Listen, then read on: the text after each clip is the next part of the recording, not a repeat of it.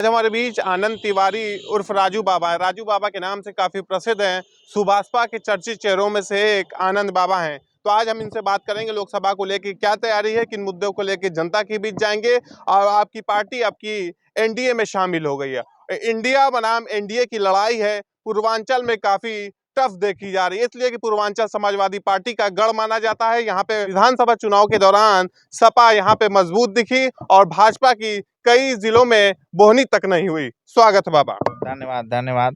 मैं अभिव्यक्ति न्यूज के सभी दर्शकों को दिल से धन्यवाद देता हूं और जय सुहेलदेव बोलता हूं जी। तो क्या तैयारी है लोकसभा को लेके? जब आप विधानसभा का चुनाव यहाँ से लड़े थे तो समाजवादी पार्टी से आपका गठबंधन था। इस दौरान आप एनडीए में शामिल हो गए, भारतीय जनता पार्टी के साथ आप मिलकर चुनाव लड़ेंगे। तो क्या तैयारी है पूर्वांचल को लेके? पूर्वांचल क्या, हम लोकसभा की 80 की 80 सीटें जीतेंगे।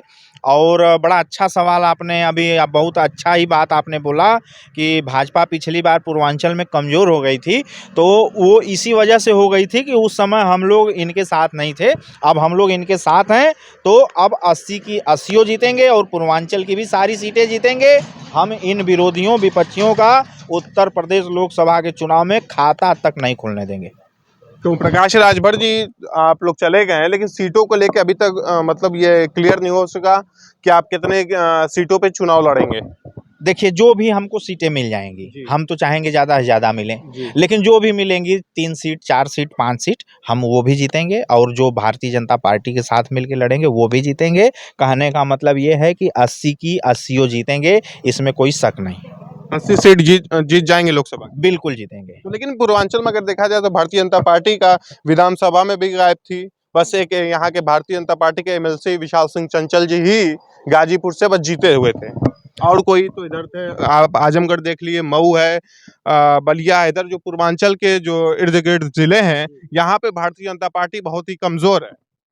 देखिए पत्रकार बंधु, 2017 के चुनाव में जब हम लोग भारतीय जनता पार्टी के अलायंस थे तो वो रिजल्ट आपको दिखा होगा।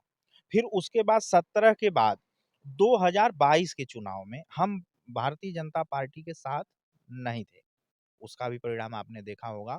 तो हम हर समय चुनाव के मूड में होते हैं और हमारी सुहेलदेव भारतीय समाज पार्टी हर समय संगठन बनाने के लिए प्रयासरत रहती है। और हमारे संगठन बूथ स्तर पे इतना तगड़ा है कि उसके भरोसे हम 80 की 80 जीतने की बात करते हैं।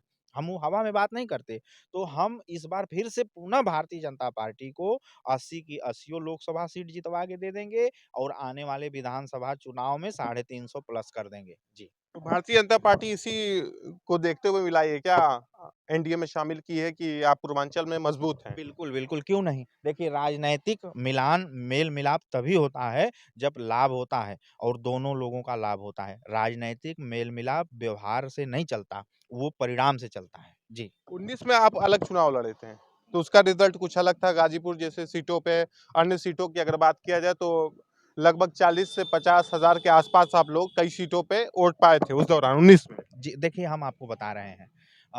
हमारे पास लिस्ट है जी। और हम जो वोट पाए थे वो उतना वोट है कि उससे कम वोटों से ही जो भी विपक्ष में हारा था उससे कम वोटों से हारा था। हमारे हर लोकसभा में 1.5 से 2 लाख, पौने 2 लाख, 70,000, 75,000, 80,000 हर लोकसभा में वोट है पूरे उत्तर प्रदेश के। हम निर्णायक भले नहीं हैं, लेकिन हम जिसके साथ चट्टान की तरह खड़े हो जाते हैं, उसे निर्णायक बना देते हैं। जी।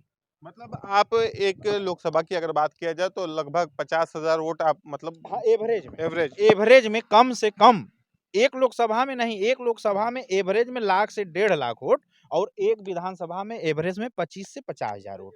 जी। इतनी ताकत हमारे सुहेलदेव भारतीय समाज पार्टी की वास्तविक ताकत है। अच्छी गाजीपुर की अगर बात किया जाए तो यहाँ से सांसद अफजाल अंसारी जो बहुजन समाज पार्टी से सांसद थे, अब वो समाजवादी पार्टी के टिकट से लड़ सकते हैं, ऐसी संभावना जताई जा रही है। जो संभावित लिस्ट है समाजवादी पार्टी की वैसी बताई जा रही है।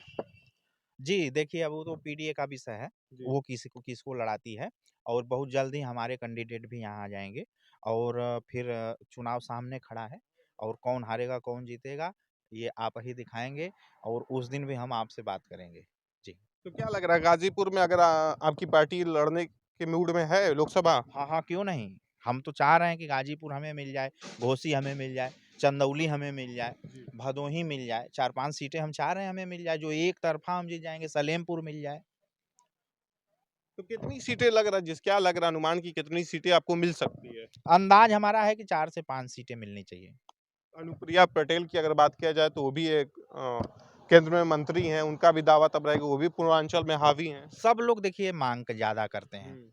देना ना देना भाजपा के शीर्ष नेतृत्व का काम है। लेकिन जो सीटें हमें मिलेंगी, उसे भी हम जीतेंगे और जो सीटें भारतीय जनता पार्टी लड़ेगी, उसे भी जीतेंगे। जी। लोकसभा का चुनाव जल्द ही होने वाला है, जिसको लेके क्या तैयारी है, किन मुद्दों को लेके जनता के बीच जा रहे हैं और भारतीय जनता पार्टी इनको साथ मिलाई है, तो अपने फ़ायदे के लिए मिलाई इसलिए कि लगभग 50 से 60 हज़ार वोट एक लोकसभा क्षेत्र में इनका जब 2019 में ये चुनाव अलग लड़े थे, उस दौरान पाए थे। तो आज हमने बाबा से बात की, नेक्स्ट वीडियो के साथ फिर मिलेंगे। धन्यवाद।